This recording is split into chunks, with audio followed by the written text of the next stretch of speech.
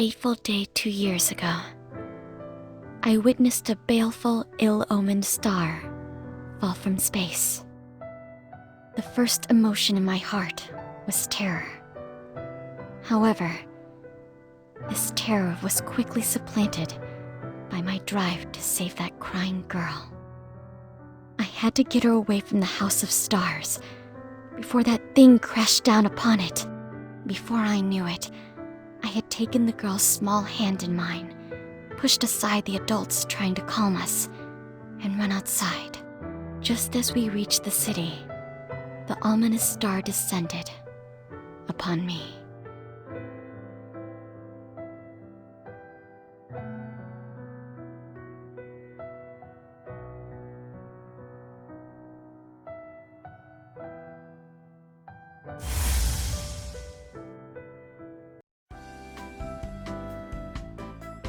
I see now. Terra! Himiko? Where am I? Oh, yes. I was captured by the military. Terra! Oh, my goodness! What gives, Himiko? Why the sudden hug? I thought you were dead. You stayed behind for our sake and then got caught by the military for Luna. You have no idea how worried I was. I thought maybe you had breathed your last breath. That you would never open your eyes again. No, everyone was so worried. So afraid. Terra. You idiot. Himiko. Himiko, that's enough. She gets the picture. Right. Terra, you disobeyed an order when you ran off like that. I hope you're ready for a real tongue-lashing later. I'll never get the point of selflessness. It's just so inefficient.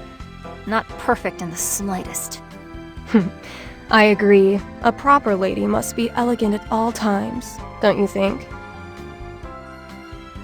Here you go. It's the medical bill you rang up this time. Thank you kindly. Yikes. Look at all those zeros. How can you charge this much? Ugh, you could buy a used work quasar with this. Oh, and the interest is 10% every 10 days, okay? Ugh, the devil is in our midst. But don't you worry about your stellar gear. The Defense Department's budget and materials will cover the repairs. I can't believe this. I woke up only to be saddled with crushing debt. Guess you could say you learned a most expensive lesson, huh? All jokes aside, I'm glad you returned to us safely. As the administrator of the asterism, allow me to say, welcome back, Terra. Master Terra, your safe return comes as a great relief. However, you must realize that you are not alone any longer. In the future, you will need to place more value on your own person. You're right. The concern you all show for me warms my heart. But it's also painful to think of the grief I must have caused. One more thing, Yodaka. I was never alone. Don't forget that you've been by my side each and every step of the way. One look at your face tells me that you are the most worried of all. That's how long we've known each other. It gladdens my humble self greatly that you would think of me so. Where's Luna, by the way? I know I asked Yodaka to bring her back to the asterism. She's fine. I mean, she was pretty banged up, but she's past the point of danger now. No need to worry. Thank you, Uranus. That reminds me, here's Luna's medical bill. The same interest rate applies. Thanks. Is she a doctor or a demon? About Luna. I'm sorry to inform you that she was transferred to GT Lab headquarters, while you were the military's prisoner. Oh, I see. Don't you worry, though. You'll be seeing her soon. The asterism's next destination is Earth. What? Oh, really? Yes. Our current assignment is to transport the original one back to GT Labs HQ. I can't say for certain in what form it will happen, but chances are high that your wish to see Luna will be granted once we complete our mission. So cheer up. I see. So Terra has come too. I'm so glad. Now we can return to Earth with no regrets. The asterism was built in the orbital ring shipyards, so this makes it its first mission entering the atmosphere. I've done this in the simulator 128 times, but I'm as nervous as if this was my first. Your lives are in my hands, after all. I'm going to need to devote my undivided attention to piloting the ship, so I leave the sensors to you, Medea. Okay, you got it. We wouldn't want to bust into the atmosphere with baddies in tow. Medea, give the announcement to prepare for atmospheric entry.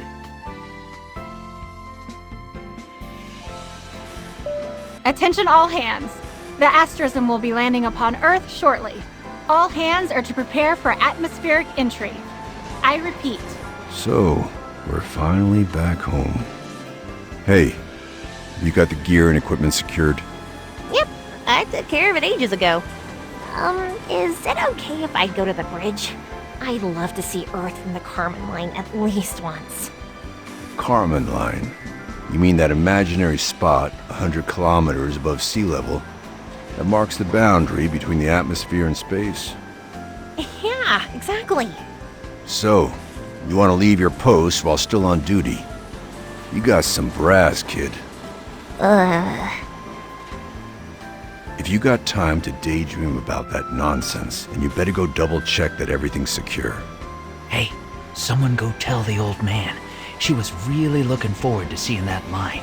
Yeah, I know. I saw all the Star Children promising to go see it together. Okay, then you go tell him how it is. Are you crazy? This is the old man we're talking about here. The warlord of work. There's no way he's letting anyone off with a job half done. Yeah, I guess you're right. Yeah, you're right. The mechanic needs to look after her station properly. I'll go do another round of checks. Hey.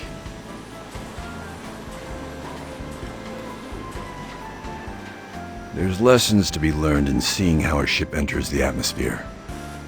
Once you're done checking, get up to the bridge and have a look.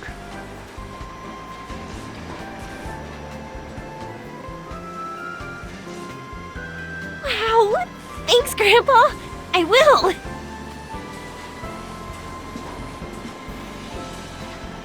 That kid.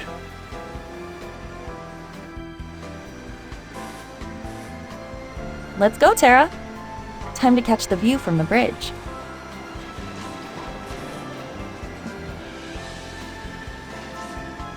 Catch the view of what? The Earth, silly. It's plenty beautiful when seen from far away, but the view from the upper atmosphere is on another level.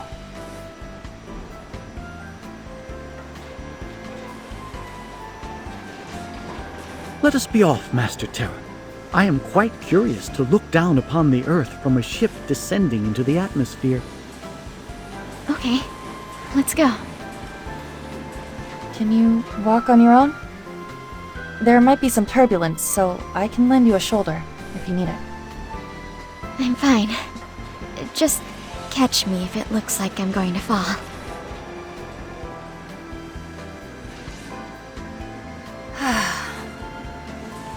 It's been a while since I've immersed myself in a good book like this. The feel of paper beneath my fingers. Sublime. Attention all hands. The asterism will be landing upon Earth shortly. All hands are to prepare for atmospheric entry. I repeat. There you are, Mercury. Come on, let's head to the bridge. annoying! Ugh, hey, stop yanking my arm, son!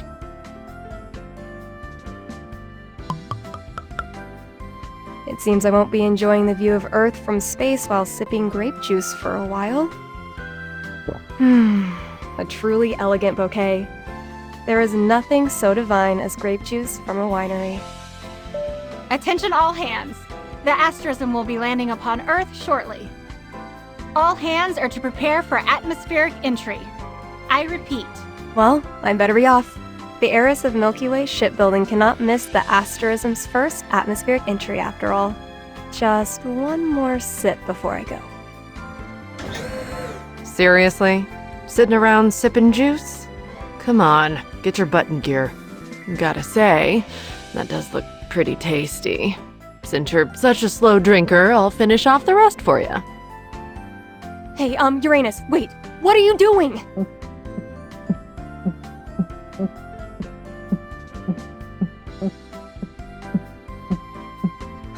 My precious juice. This stuff has a nice bitter kick to it, huh? Oh, how could you? Okay, let's get to the bridge.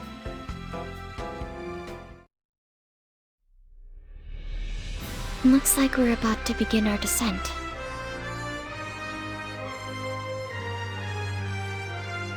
Master Terra, I predict that the ship will shake violently as we enter Earth's atmosphere. Given your weakened state, I suggest you either sit or hold on tight. I'll keep hold of Terra.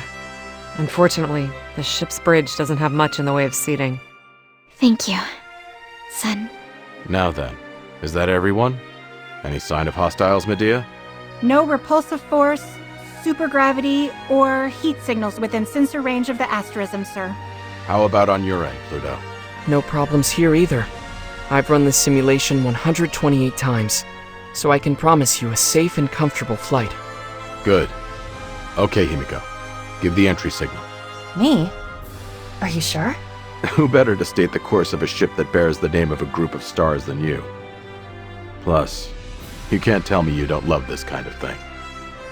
You know me too well, Captain. I've actually always wanted to do this. The asterism will now descend to Earth. Commence atmospheric entry.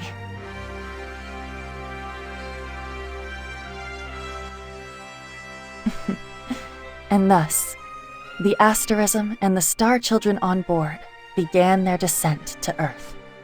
Earth, that most miraculous of planets, the mother of the human race. Sadly, no one could have predicted that the Star Children's return home would spark turmoil that would shake the peace of this planet to its core. A dark room where I can't even see the moon. At least the House of Stars had windows.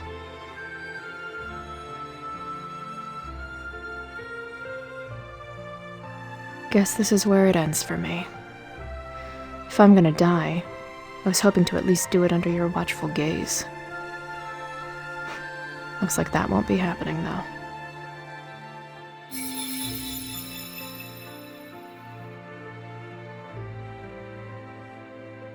How could I not? I spent my whole crappy existence stuck in that hellhole. I wish I could have experienced a normal life, if even just for a short time. Going to school, hanging out with friends, coming home to a family. But I'm fine with this outcome. I'm not the only one who needs happiness. I decided to use what time I have left to settle the score. It just didn't work out. I gained your power, manipulated the relayers, and even got the help of the observers.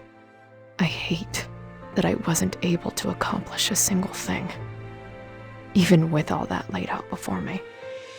I really am the same failure I always was. You have terrible choice in people.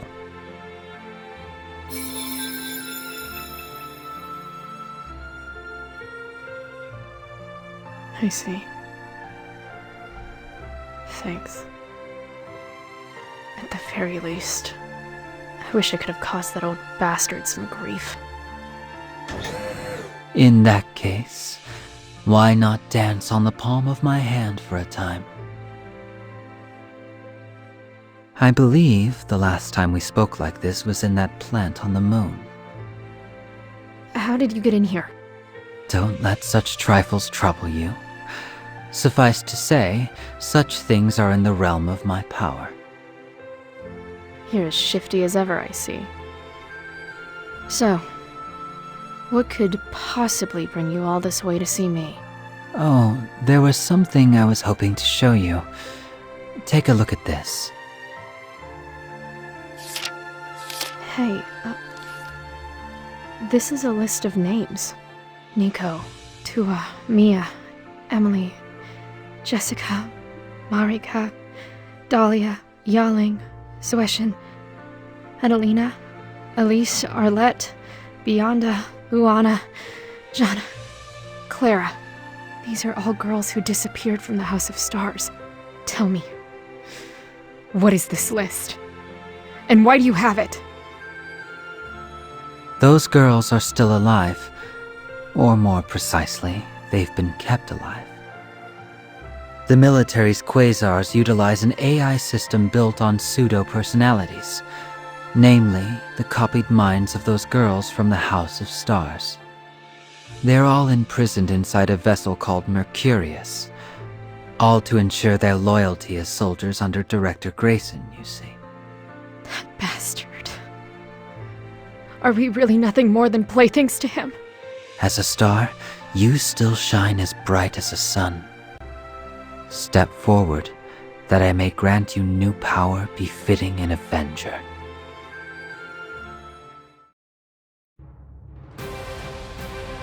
Hey, this is what my sister was piloting. A scout-type stellar gear. Name it what you will. Consider it my second gift to you. Tell me something. Why in the world would someone from the government not only egg me on, but give me something like this? This is just like with the original one. I have my own reasons. It just so happens that your goals and my own align for the moment, that's all. It just so happens, huh? Well, whatever. I'll accept this gear from you.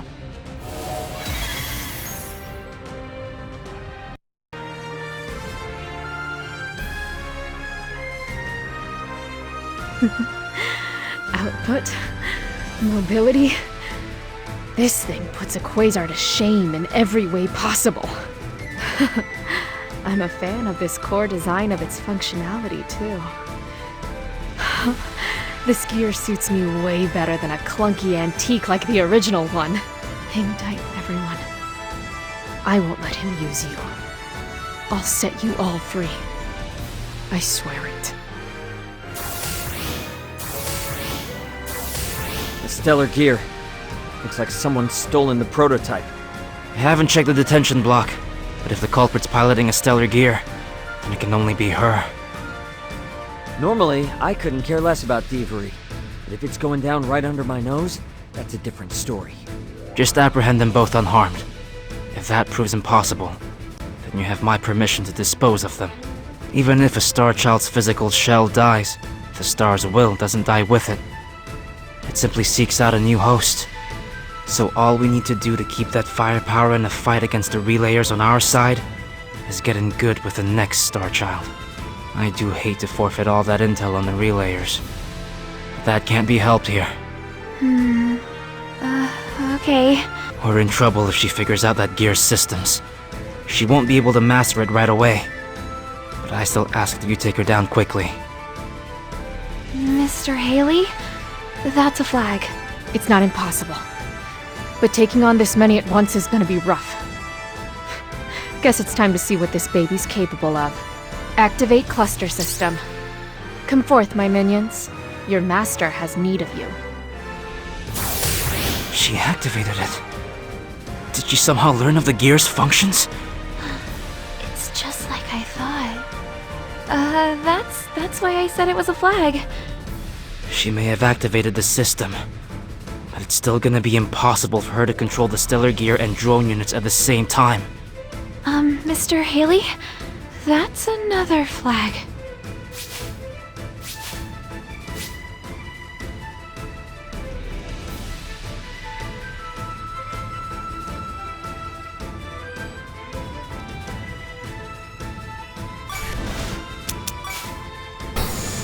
Who wants to die?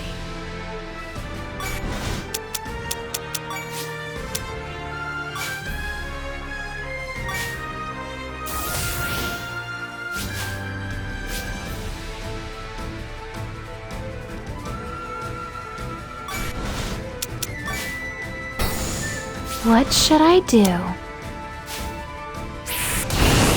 Go down!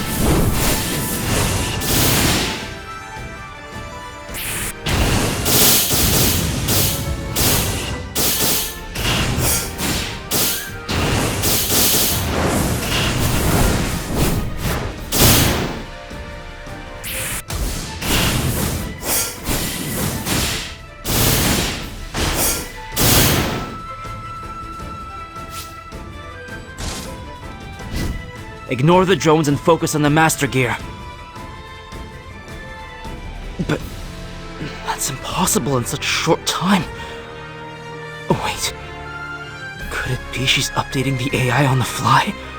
She's a top-grade flag master. For whatever reason, it seems she has what it takes to pick a fight with all of humanity. Out of the way!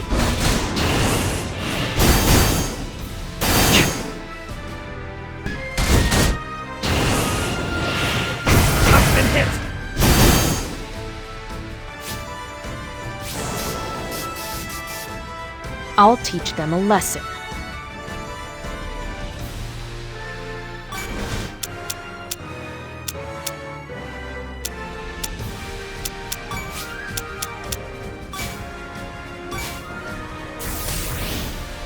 I've still got some fight in me.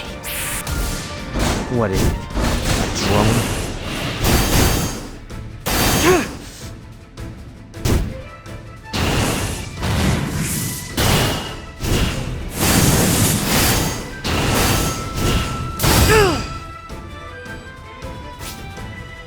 Sorry, I gotta pull back.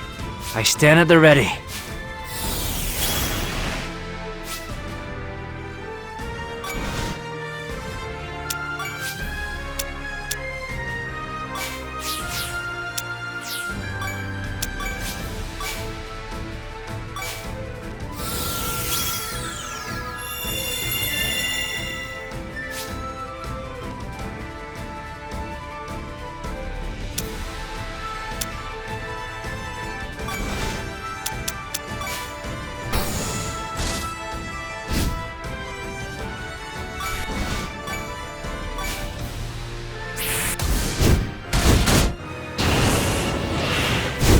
You stay away from me!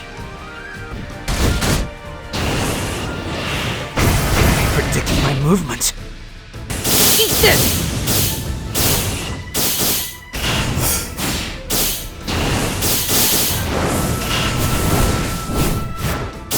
Direct hit! My deepest apologies. I must retreat. Sorry, but this is as far as you go. You put up a good fight? You really aren't going to make this easy for me, are you? If you intend to surrender, open the cockpit immediately and show yourself. You have 10 seconds to comply. She powered down. What next, Haley?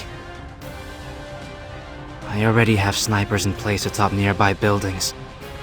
I'll shoot her dead the moment the cockpit opens. You were gonna do that all along, weren't you? All we require is that stellar gear. Starchild or no, if she causes harm to us, she's of no use.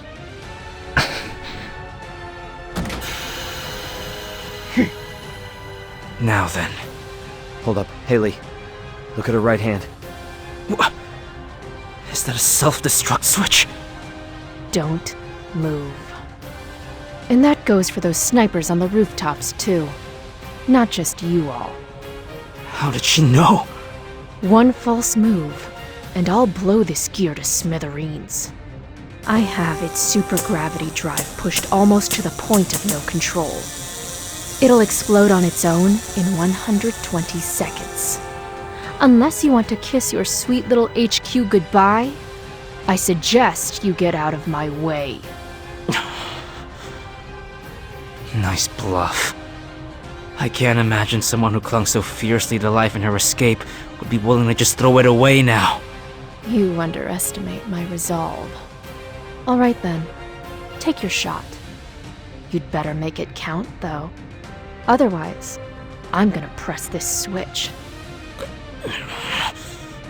You have 60 seconds left. What's it gonna be? If you think I'm bluffing, then put a bullet through my head or heart. I like the look in her eyes. 30 seconds. But I'm afraid I have no intention of biting it here with you fools. I'll leave the dying to you.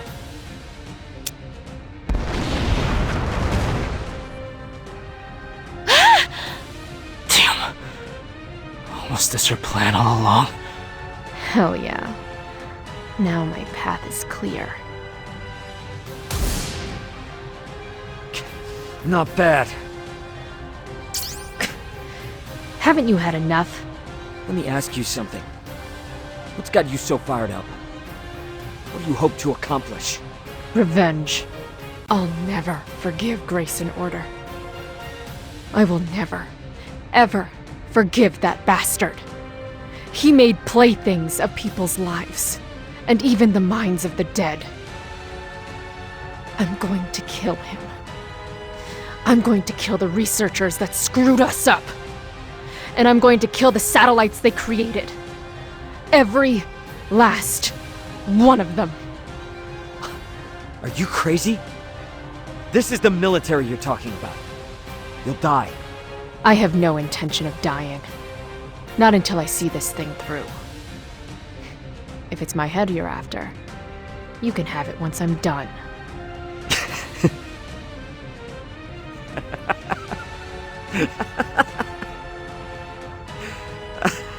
I like you. You can go. I'm not gonna stop you. What? Are you all right in the head? Just get out of here. Otherwise, I might change my mind. Jupiter, what's the meaning of this? You deliberately let her escape. You sure you weren't seeing things? What kind of stupid excuse is that? I'm reporting this to your superiors. Fine by me. Hey, Jupy. What really happened? Something about her reminded me of us. That's all. You mean she's another one of Father's discarded successor candidates? Like us? Really? Surely I would have remembered her. No. She has nothing to do with Atlas. Or with us candidates. Okay. That makes me kind of happy, actually. I don't want anyone to go through what we experienced. I'm not so sure about that. Hmm? Old Man Atlas may have tossed us out, but we still had Mom. And even after she died, we still have each other. Even now, after getting passed off from relative to relative, becoming mercenaries, being bought by Zoth, and then selling ourselves to GT Labs. We went wherever it took to survive. But we were always right beside each other, just like Jupiter and Saturn. That's right. We fought our way here in search of a better tomorrow for ourselves. That girl's different, though. She said that she set her life on vengeance. That she doesn't care about tomorrow.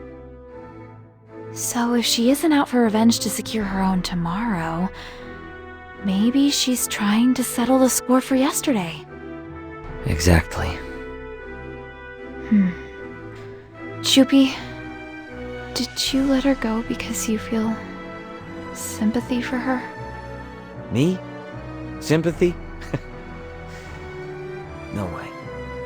Those who live for revenge end up dying for it too. No point in us taking her down here, that's all. Are you sure? If that's how you want to see it, then that's how it is. In your head, at least. Let's head back. Hey, wait for me, Joopy!